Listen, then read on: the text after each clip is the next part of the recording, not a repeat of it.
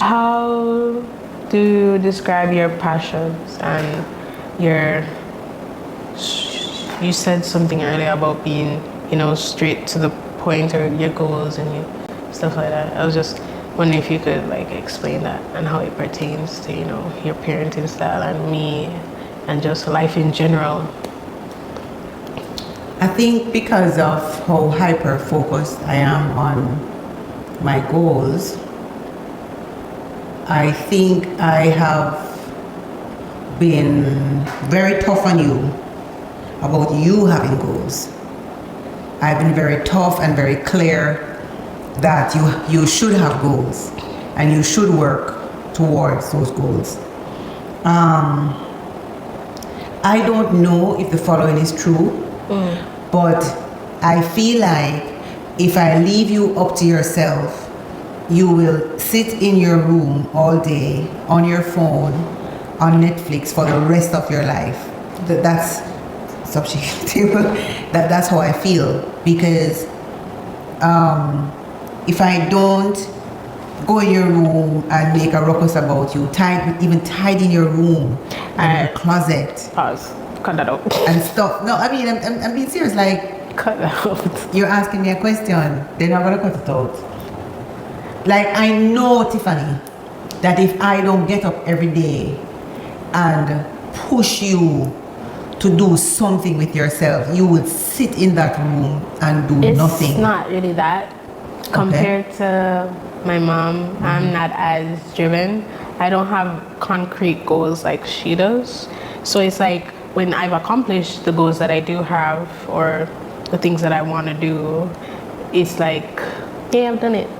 But she's like, well, like, what goal have you ever had? I've told my mom one time. It's either me or your birth mom. Is you because I'm here.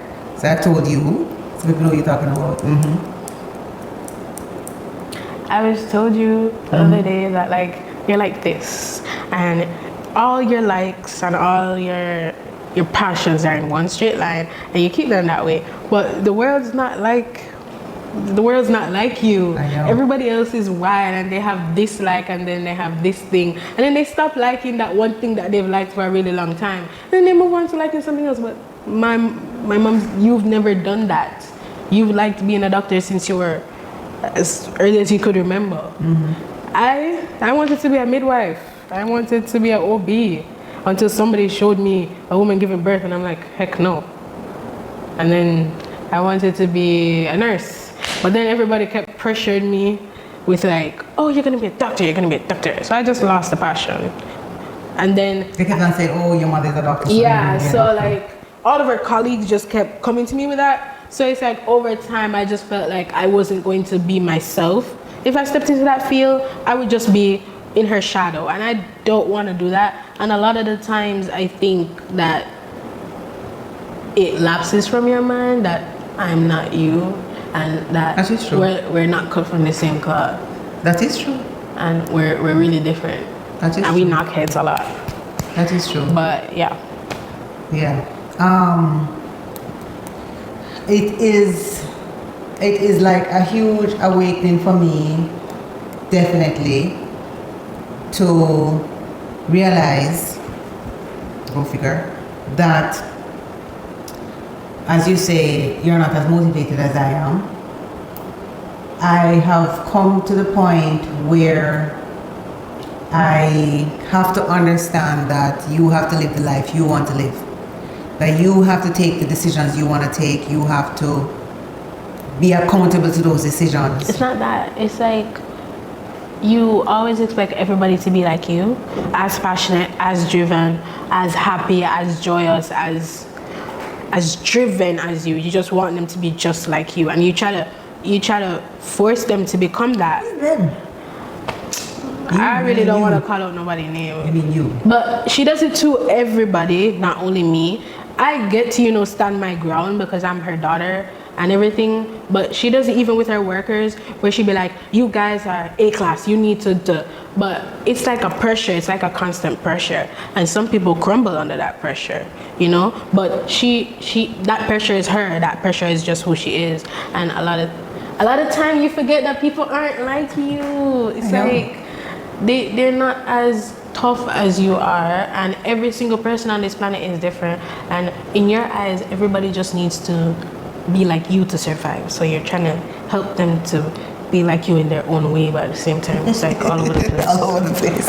Kind of low. I don't know. I get that. As you know, I've been through so much, and health and tragedy and trauma, and I feel like I've learned how to survive in a lot of ways that I think probably many would not have learned.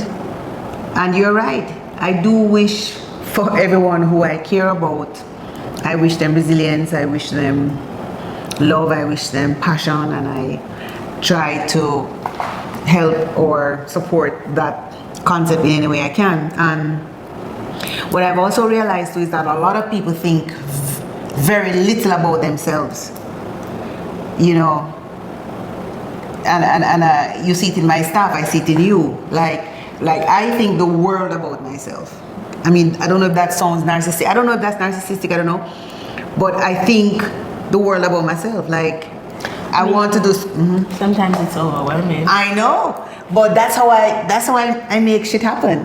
Like that's how I make the impossible possible. Like you have to be delusional about your powers. Like I truly think I have super power. I think I like super. I mean, I'm joking, but like to get ahead in this world, in this tragic world, sometimes you have to be tunnel visioned on God, on the power of self, the power of determination, the power of resilience.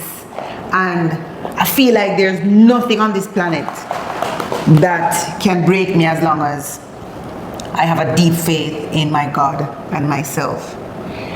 And I encounter, even my staff, how poorly they think of themselves, how poorly you think of yourself. And I say to you, but you know, you're beautiful, you're amazing, and you're, I don't know. And I'm like, but yes, you have to decide who you want to be. You have to make a decision. Listen, I'm a black ballad girl from Dunsinane district. Okay? Listen, my family is poor. My family are too, you know, your grandparents, they're reverends. Listen, but I feel I can sit at the table of kings and queens. No, I don't know which king and queen wants to sit at the table with me, but I don't care about them. I just know that I can sit at the table. Like, and you should feel that way too, because you're made in the image of God, and God made you in His image, which means that you're perfectly made. So yes, I am a little like that, but I just wish everybody knew that it's okay to love themselves. And that's all. It's okay to love yourself, and it's okay to be amazing. It's okay to be beautiful. It's okay to be positive. It's okay to be glorious. It's okay to be successful. It's okay to be wealthy. It's okay to be abundant. Like all of that is at our feet. But if you don't, you have to grab it, Tiffany. You have to grab it. You can't sit in your room on Netflix and get all of that. I don't even use Netflix like that. I'm using Netflix as I don't know what the hell you're doing on your laptop, but whatever you're doing, you have to get up in life and you have to grab those things. They're not gonna come to you. And that's what I've been trying to tell you. Okay. Okay? All right. Okay.